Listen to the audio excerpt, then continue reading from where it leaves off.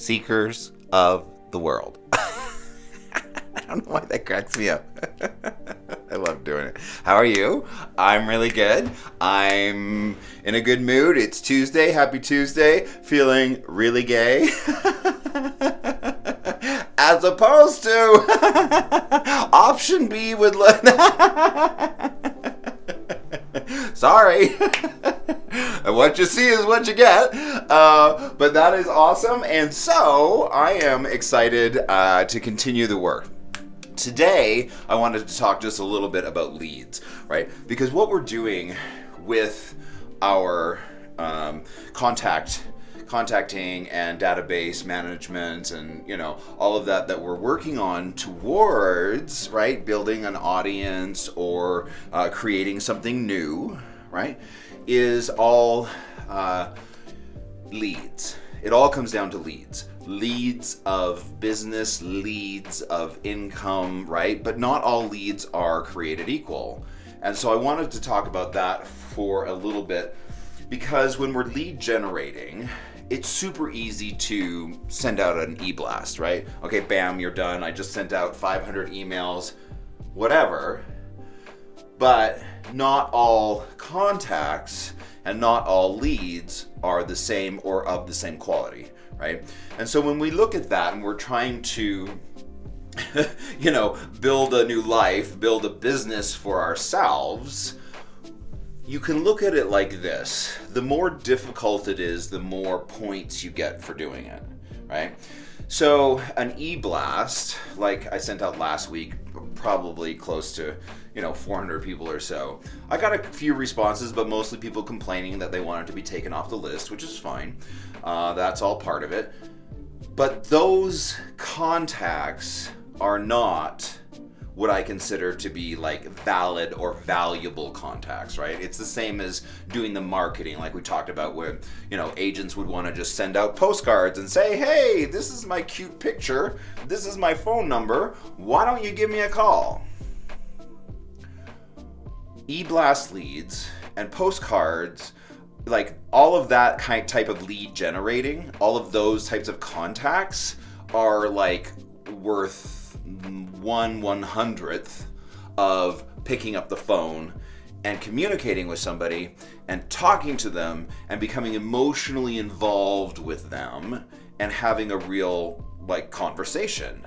That's what we consider a contact. And again, if my daily goal is to make 10 contacts, then I have to look at the quality of what it is that I'm doing. I can't just send out 10 emails or 10 postcards and then sit back and say, okay, well, my work for the day is done. No, that's not how it works, okay? So you have to look at, and I kind of look at it like a scoring system, right? So for every 100 emails I send out in an e-blast, I kind of look at that as one contact. Seriously, because if we're looking at how effective, right, that messaging is in getting in front of people and getting them on board Team Dale. Oh, I don't have my button on today. Sad. But, that's the quality of what I'm doing. So in order for me to get my 10 contacts, and I know that an e-blast, right, because an email lands, it'll probably just be in their junk folder. They won't even see it. The quality of that contact is very, very, very poor, right?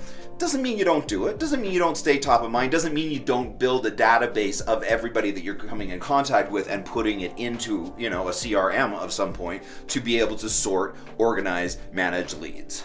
Okay?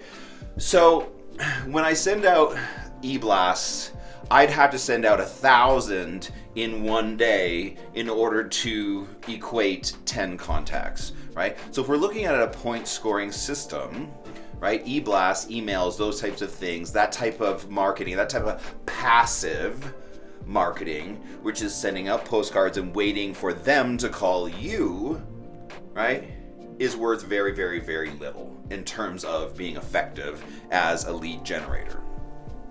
So we look at that, but then there's, all other types of contacts as well that we can send out that kind of score somewhere, in the range of between, 1/100th and 1, right? Whereas a phone call connecting with someone is a 1, right? And whereas sending out an e-blast to somebody is 1/100th, all right? So you need to be like cognizant of your numbers and how you're getting there in terms of quality of people, quality of contacts that you're reaching out, okay? So just be mindful of that and watch yourself, right? And see how effective you're being. The whole point of this, for me, is to talk to 10 people a day. I was able to do that yesterday because I taught this class on making this quilt, which is called Stetson Cross. Pattern available on my website, quiltingcowboy.com. If you're at all interested. But I taught 2 classes yesterday. Well, I taught 1 class and then I did what they call a trunk show. For a group up in Michigan. They have the same name as a group in Ottawa, Canada. I thought they were the same. Oops, no, they're different. Hi! So it's all good. But so I just wanted us to be mindful of that as we're going through this process and lead generating. Ooh, I'm almost to 700 subscribers on YouTube. I can't believe it. I'm super excited, right? Because I started at 659 a week and a day ago, right? And now I'm almost up to 700. So what am I learning, right? I'm learning that I get certain bumps, right, in new subscribers when I do certain things, right? So I'm tracking that, right? When I teach a class and I get in front of an entire classroom of people and I ask them to subscribe to my YouTube channel, right? What is that worth? Is that a 1 or is that 1/100th? Well, that's much closer to a 1, right? Because I got a huge bump off of teaching those classes yesterday because I was involved in their lives, like we care about each other now. They understand my hopes and dreams and they want to come on board Team Dale, right? And so I'm looking for more opportunities like that. I'm looking for other opportunities to have a one-on-one conversation. Sure, we're going to be talking about pillars of business. We're not there yet. But this is really exciting. Again, I'm not going to push us too far in through the first 3 weeks. I'm just kind of cruising along and, getting used to my new schedule and getting used to being accountable to myself and you for making my 10 contacts a day. That's all I'm focused on. Again, don't push the river. Your first couple of weeks, right, you're doing an exchange of new behavior that is from outside your comfort zone, right, to that no longer being an issue. You're stepping inside a new realm of comfort, right? And that process of a new schedule, new tasks, new whatever it is that you're doing just takes time, like we talked about, up to 90 days for it to become a habit. It's not a habit yet. So I'm having to use a lot of self-will in order to do this. Self-will will get you so far up until the point where you start to have a breakdown. That's normal. Schedule that, anticipate that, know that that's coming, right? And so that's what we're going to probably start to feel next week. And I know that, having done this. So I'm just going to cruise along, take it easy, and just get used to doing my 10 contacts. But I did want to talk about the fact that all contacts are not created equal, right? So we need to be mindful of that because we need to, as we go through this, understand the math. Right? That's the whole thing, is getting this thing to be predictable so that I know if I send out 1,000 emails via an e-blast, I get X or Y, right? Depending on that. So again, we're just tracking all of this, starting to gather information as we go through our process, but let's just be mindful, we all know this, that not every lead or contact is the same. There's the easy way out, which is just to send a bunch of, marketing stuff out there and hope that the business comes to you.